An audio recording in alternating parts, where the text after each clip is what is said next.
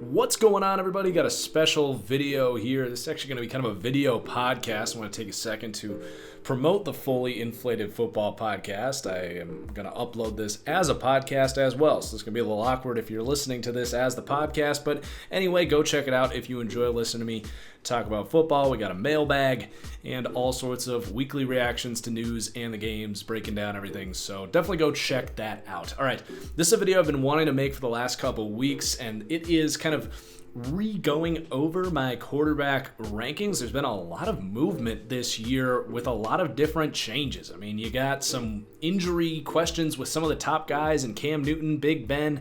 To me, Drew Brees, Tom Brady, just maybe not quite their old selves. You've had total breakouts. You've got a bunch of good rookies. So it's just an interesting time for quarterback rankings. I think there's a lot of confusion as well for a lot of my heavy followers on where I stand right now. So we're going to go through every relevant quarterback. You guys know I like to go deep into the analysis, so we're not just going to do top 10, not just going to do top 15. We're going to do every relevant quarterback. To me, that was 42 names, and we are going to go by tiering systems. And I understand there's going to be a lot of disagreement here. It's all opinion. Basically, my criteria here is pick up football or redraft, whatever you want to call it. These are my rankings of who I'm trusting to win me a football game in a vacuum. So I'm trying to eliminate surrounding core, coaching, all this stuff. I'm in the backyard. There's 42 quarterbacks standing there. This is my list of who I'm taking first. So please do leave a like down below, and we're going to try to get through this thing as fast as possible. So first off, we have the guys who missed the cut, technically our bottom tier here. So we got Drew Lock, the project in Denver at 42. 41, Tyrod Taylor, decent backup, good mobility. Number 40, Mason Rudolph. I have not been impressed at all by what he's done in Pittsburgh. I think the defense has covered a lot of what he's doing. Maybe he continues to climb up as the year goes on, but I am not impressed at all. I did not love him coming out. Number 39, Case Keenum, career backup type. 38, Josh Rosen. Maybe he gets an opportunity somewhere. I still believe in his arm, his accuracy. He had a good processor at UCLA. I think he's been dealt a really bad card here, no pun intended, as he was drafted by the Cardinals. But anyway, I don't know if he's going to have anything in his future, but I do think the potential is still locked away in there somewhere. Then we got Gardner Minshew. It's going to be lower than a lot of people like. Accuracy down the field, a big issue there, but he does show some good things mobility-wise. I think he's, pretty close here to Case Keenum for a reason. I think he could have a good career as a backup. I don't know if he'll ever be a team's true starter. I do expect he gets an opportunity, though, to be a team starter like Case Keenum got. Then we got Dwayne Haskins. He's got the tools. I liked him coming out. He's got an amazing release. He operates well in the short game, but he has struggled to kind of pick up that Redskins offense. He's not surrounded by the best help there. We're going to find out a lot about Dwayne Haskins in the weeks after this video. Then we got Eli Manning at 35. I think can still play at a replacement level. Mitchell Trubisky, it's been a disaster in Chicago. I didn't love him coming into the year, but it's been even worse than he could have imagined. The accuracy's gotten worse. The processor seems to be even worse than I expected, so he's not even going to make the cut. And then Joe Flacco, the last guy here that is going to miss the cut of top 32 quarterbacks in the league, can still play a little bit, but nothing you're too excited about. All right, into the top 32, I've got Kyle Allen here. He's shown some really nice flashes. He's shown the ability to really throw a nice deep ball and some nice ability to elude pressure. He's going to have an opportunity in the next 2 months to really show the Panthers if he can be their plan heading into next year. Then 31, Marcus Mariota. I think he'll get an opportunity as a starter somewhere, whether it's Chicago, maybe Carolina if Kyle Allen flames out, something like that. I don't really believe in him at this point. I never really have, other than when he was first coming out of college. I've been pretty critical of him, and he's kind of lost that allure of a potential franchise quarterback.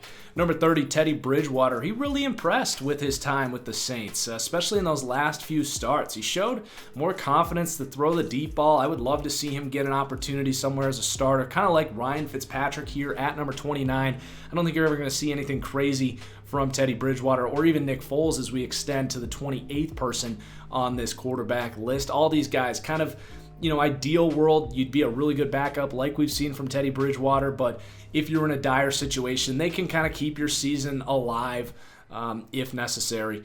Nick Foles, I do consider in part of that tier. There's Nick Foles truthers out there that saw him win a Super Bowl. I think he is much closer to a Ryan Fitzpatrick, Teddy Bridgewater than any kind of franchise quarterback. He's going to get an opportunity to prove me wrong here. So he's coming back with Jacksonville, and they have an opportunity to go on a playoff run. So we'll see. I could be wrong. Number 27, Daniel Jones. He's shown some really nice flashes. I think he will climb up this list as his career moves on. But right now, the fumble issues, it's just immense. He leads the NFL in turnovers, and he's missed the first 4 weeks of the season, so he's got issues. He does throw a nice football. His processor, as far as anticipation, isn't too bad. He's got some okay mobility, but he does kind of have that Kirk Cousins fumbleitis in there that I don't know if he's ever going to overcome. Then we got Cam Newton at number 26, and this actually isn't just saying he's hurt, if he can stay healthy, maybe he climbs all the way back up. I actually don't think Cam Newton's ever going to be a high-end quarterback again. I have had serious concerns about his throwing mechanics, about his arm and his shoulder and everything that's gone on with that situation. I think this ankle injury that he's almost kind of hiding behind right now is hiding much bigger issues here. I am going to kind of predict in this video that Cam Newton gets released by the Carolina Panthers this offseason and gets a 1-year kind of prove-it deal for like $20 million with a team. And I actually don't think he's ever going to really be able to throw the football at a high level again. It's been 2 off seasons now. They've had to do operations on that shoulder, and he was awful this year to start. So this is actually my actual ranking of Cam Newton. I think he's a really smart guy, and he's obviously brings that mobility as well, but I'm not buying into Cam Newton for the future. Number 25, Ryan Tannehill. His swagger, his energy and confidence in kind of a screw it, like what do I have to lose effort here with Tennessee has been really fun to watch. He's always had the physical abilities, but he's been a little too conservative at his time in Miami. So I think he's benefiting from a new opportunity here, a new mentality shift. We saw that with Alex Smith, who, by the way, doesn't make this list.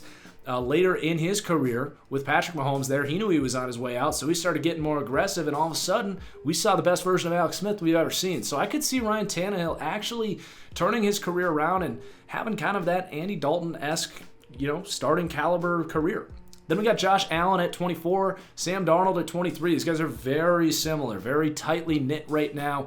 Allen's in a much better situation, so there's people that are going to point to his record this season. I would still take Sam Darnold. I think his highs are better than Josh Allen's highs. Not, for a full game. Obviously, Josh Allen can make some of the craziest freaking plays you've ever seen. But as far as accuracy is concerned, I think Sam Darnold has him in that regard. Both these guys do make a bunch of bad decisions and need to become smarter football players, period. Then we got Andy Dalton at the end of this tier. I think the benching was more about just them trying to see if they happened to have anything in Ryan Finley, who, by the way, didn't make this list. I think, mid-round pick, he just would be in that 42 to 50 range, but didn't make this list of necessarily relevant quarterbacks. But yeah, I think Andy Dalton totally deserves a starting opportunity somewhere, whether it's Carolina or Chicago next year. It could be anywhere really. But I do think he's still got some good football in him. So that was the Are You Our Guy tier, the bottom tier there. And this next tier is much smaller. This is the What's This Sunday tier. Baker Mayfield at 21. And Jameis Winston at number 20. Now, they're a little different, but basically this tier is, guys that can be a top 10 quarterback any given week, but guys that you just don't know what you're going to expect. And it's for a little bit different reasons. Baker right now, he's just been a little fidgety back there. He's forcing some things, making poor reads. With Jameis, it's more just like, screw it. I'm just going to throw this one up and see what happens. Both of these guys have very high variances. We've seen some terrible performances and some pretty good performances from these guys this year. Now we've got our next tier, and this is the one that's going to really tick fan bases off. This is the Systems QB tier. That's a big buzzword in the sports world. I do believe in this wording, this scouting analysis of quarterbacks. These are quarterbacks that are very heavily reliant on really 2 things, and that is blocking. They require time to throw and process. Usually a lot of these guys aren't as mobile, and they can't necessarily elude that pressure to buy that extra time, so they need the offensive line to buy that time for them. And then the other thing is these guys need, guys to be open, whether that's from play calling or receivers doing it themselves. So anyway, we've got Jacoby Brissett here at 19. He's having a really good year there in Indianapolis. It's one of the more quarterback-friendly opportunities for quarterbacks this year. He's got a great offensive line and really good play caller, but he's shown some nice things in his own right. I think he's earned the opportunity to be considered a starting caliber quarterback after being a backup quarterback for his career. Then we got Jared Goff at number 18, really struggling with the Rams. People are going to want to ignore his highs. He can still throw the football with the best of them as far as give him a clean pocket, get his receivers open downfield. He can still use the entire field. He's got one of the best arms in the NFL and can still throw the ball pretty accurately downfield, even if I wouldn't consider his accuracy elite. I will say that contract they gave him is going to bite that team in the ass. It is not team-friendly at all, and they already have a lot of cap issues. I think Jared Goff is going to get locked in here in the 18 to 24 range for the next few years. I think he's going to continue to really struggle. And then we got Phillip Rivers at 17. Maybe it's just recency bias. Maybe it's because he's coming off possibly the worst start of his entire career, but he just has not been very good this year at all. The offensive line's been terrible, and the receiver's been a little banged up, but he's just been so bad. He's been missing throws. It's almost hard to rank Phillip Rivers at this point, but he's fallen down for sure. Then we got Derek Carr at 16. He's been really good this year. Now, the offensive line for him has been one of the best in the league, but he's also elevating guys around him as well. He's gotten a bunch of, a motley crew of receivers involved. He's totally helped a Darren Waller turn around his career. He's getting a good mid-round tight end in Foster Moreau involved as well. I think his processor's been really good. He's a great fit for what John Gruden wants to do. So I've been impressed by Derek Carr. He wasn't perfect. He hasn't been perfect. He really wasn't perfect against the Chargers. He still missed a lot of throws in that game. But I think the future is pretty safely going to be under Derek Carr here in the near future in Las Vegas. Then we got Kirk Cousins at 15. He's having a great season, and I think he's definitely worth being at the top of this systems quarterback tier because that offensive line hasn't been very good, and they've done a good job to supplement that by getting him on the move, moving the pockets, getting play action going, the run game, obviously complementing that. He's got a great pair of receivers there in Minnesota, but he's done a lot of things on his own as well. So I've been impressed by Kirk Cousins this year. He's going to come in here at number 15. Then we got Big Ben here in his own tier. This is the Big Ben tier. He's, unlike Cam Newton, where I feel pretty confident that I actually don't think he's ever going to be very good again.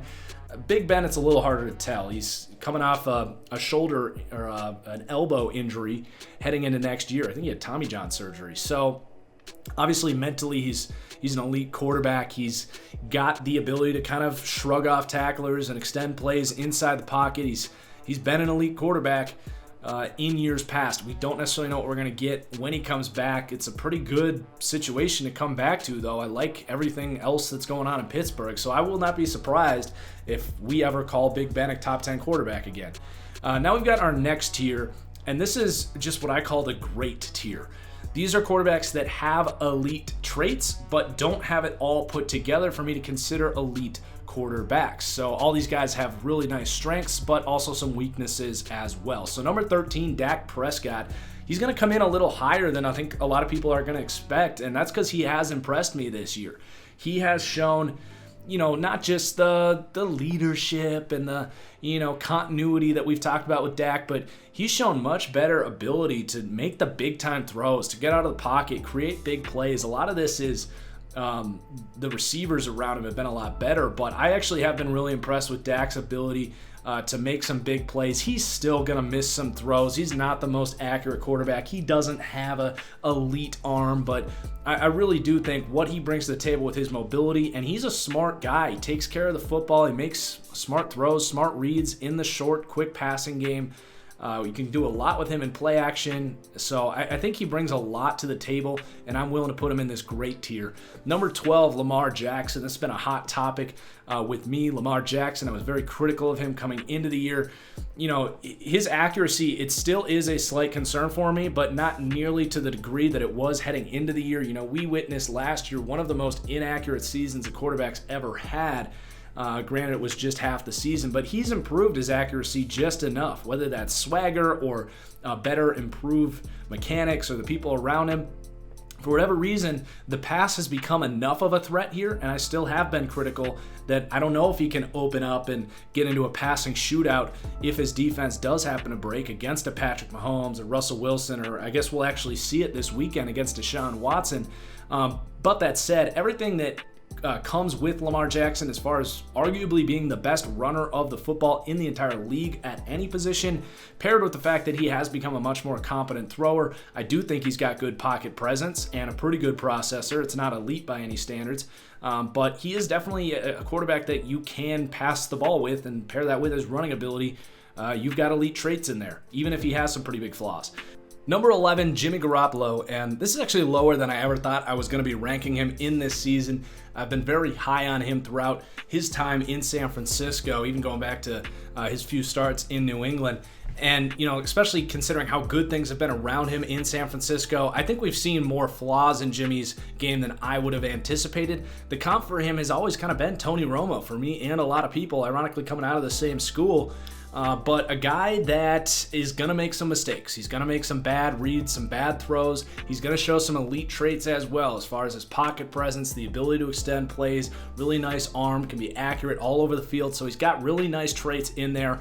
I still believe in Jimmy Garoppolo, but I do think that he's showing more flaws than I ever anticipated. Number 10, Kyler Murray. I really planted my flag on Kyler Murray with the Cardinals back in January when everyone thought he was going to go play baseball, and you really didn't take much film of him at Oklahoma to know that this guy's a special player. And, he looks tiny out there. He looks even more small out there than he looked in college. But, God, he has everything you look for in an elite quarterback. He really does. He's got a good processor in the short game. He's made a few mistakes, which I think he's going to learn from. He's a smart guy. He is wildly accurate. Naturally, he can throw at any platform. We know he's mobile, and he's got a much better arm than you would expect from a little guy. So, I really think that Kyler Murray has come out and looked every bit like Russell Wilson early on in his career. We're seeing what Russell Wilson's doing these days. I think Kyler Murray has been so special and absolutely deserves to be on this top 10 list. And when I really sat here and said, am I taking Jimmy Garoppolo or Dak Prescott over Kyler Murray right now? No, I'm not. So number 9, this one's going to surprise some people. Matt Ryan inside the top 10. I've been really critical of Matt Ryan. I think basically all I've done is point out his flaws. I think he's not an elite quarterback like some people have said over his career.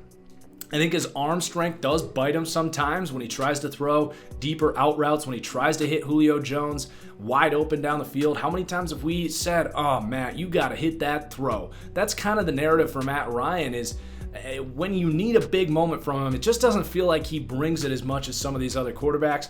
But that doesn't need to take away from the fact that he has one of the best processors in the game. He's shortened his release, which has made him an elite kind of quick-hitting passing threat.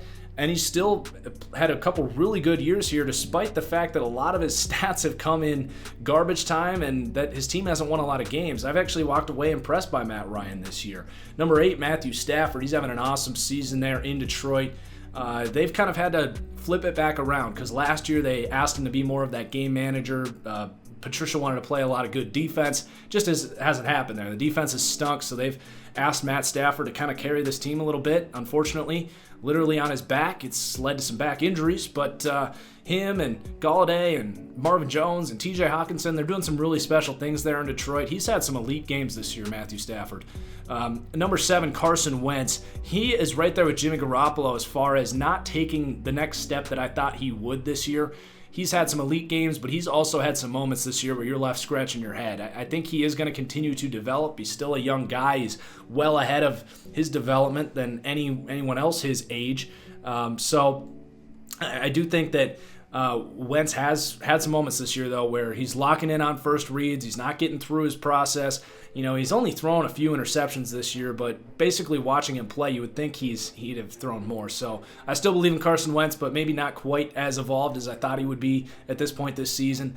So that's the great tier. Next, we have the old elites tier, and I think even more so this year than last year, we're seeing aged versions of Drew Brees and Tom Brady. I heard on the PFF podcast this week that Drew Brees has not completed a big-time throw this year. Now, he missed, 6 games? But still, for a guy that is being criticized of being too old and not making the big-time throws, he hasn't made a big-time throw this year. and they just got rocked by the Falcons at home. So I do think we're seeing some regression from Drew Brees. Luckily for him, we've seen that this is probably the most talented team in the entire league. They went undefeated with Teddy Bridgewater. So it's not to say that he can't get another Super Bowl before he hangs up the cleats, but I do think that we're seeing a non-elite version of Drew Brees just because of the arm talent and the age and kind of how beat up he is. Maybe not quite as mobile as he used to be, all that stuff. And the same exact thing can be said about Tom Brady. He's had a cakewalk schedule, and the offense has still really struggled. Now, his offensive line is falling apart. He doesn't have the best receivers, but hey, that's what elite quarterbacks do, is they elevate the play of those around him. Tom Brady's done that throughout his career. It's not happening this year. I don't think he's playing at a very high level at all. We're still going to give him some credit for being Tom Brady, for knowing how he has performed later in seasons and getting a better offensive line here, better receivers. He most certainly can play like an elite quarterback any given game, but right now I'm not willing to put him in that top tier. So that's the old elites category there. Then we actually have Deshaun Watson here at number 4 in his own category of almost elite. I think Watson is basically there. His ability to extend plays, to be accurate downfield, his arm, he really has it all. It's just the occasional what are you doing play, like missing open receivers, both mentally or physically missing it. Just the occasional play where it's like, all right, you're making these boneheaded mistakes at a higher clip than anyone else in the actual elite tier. I think Watson has been absolutely incredible. This is higher than I would have thought I ever ranked him this year, but I do think he is kind of in this weird place between great and elite. And then we've got the top 3 here. This one's going to tick some people off. It's Russell Wilson here at number 3. He's been incredible this year. I don't mean to be overly critical of Russell Wilson. He still throws the best deep ball in the game, his ability to extend plays at an elite level. But if there is a criticism of Russell Wilson, it's that you're going to ignore some of the mistakes he might make on the front end as far as processing, reading defenses, getting rid of the ball quicker than he should have, maybe against the blitz or whatever it may be. You'll ignore some of that because of some of the things he can do after the play. So I think Russell Wilson is in the top tier. He is my pick for MVP of the league right now. But as far as backyard football and building a team from scratch, he is going to be my 3rd pick. And then number 2 is going to be Patrick Mahomes. I think give it 2 years, he'll be number 1 on this list. There's been flaws in his game that I've pointed out, and one of those flaws was actually the accuracy that has absolutely showed up for anyone that's watched Patrick Mahomes. He's not as sharp as, say, Aaron Rodgers, Tom Brady, Drew Brees, accuracy-wise. Now, play extension, making the ridiculous plays, you'd give that ahead of Russell Wilson. But he's also going to make a lot of mistakes that Russell Wilson and Aaron Rodgers do not make. So, pick your poison here. These top 3 guys are amazing. I do think there's flaws to Patrick Mahomes' game, but my God, are the highs higher than anyone in the league. And the number 1 is still going to be Aaron Rodgers. For me, it's just who I trust the most. We've talked about the flaws of Russell Wilson and Patrick Mahomes. I think Aaron Rodgers brings a balance of those things. Yeah, he might not make the amazing he does still make those amazing plays, but it might not be at as high of a clip as Patrick Mahomes and Russell Wilson. So you get that element of the amazing plays. I do think he brings a quicker process or a quicker release, better accuracy in the short game than both of those guys. And, he brings what Russell Wilson brings as well, in that he's not going to make those critical mistakes. He's not going to force those turnovers. Now, Aaron Rodgers has had worse wide receiver play than any of these top 4 guys by a country mile. I think, his stats would look a hell of a lot different if it weren't for a lot of drop touchdowns and drop big plays by wide receivers this year. I think with Davante Adams out, I think Aaron Rodgers was playing at an elite level despite having the active worst wide receiving core in the NFL. So I am still going to take Aaron Rodgers at number 1. That tier is much closer than I would have said a couple years ago. You can really pick your poison in the top 3. I would not fault you for taking any of those 3. I really would not argue with any of it. Rodgers would just be my preference for the reasons I just described. All right, so those are all of the relevant quarterbacks in the league. That was fun. This is obviously going to be a controversial one. I do encourage you, please don't hit that dislike button just because you disagree. Please do hit that like button if you enjoyed. Cheers as always, and we'll see you for the next one. Peace.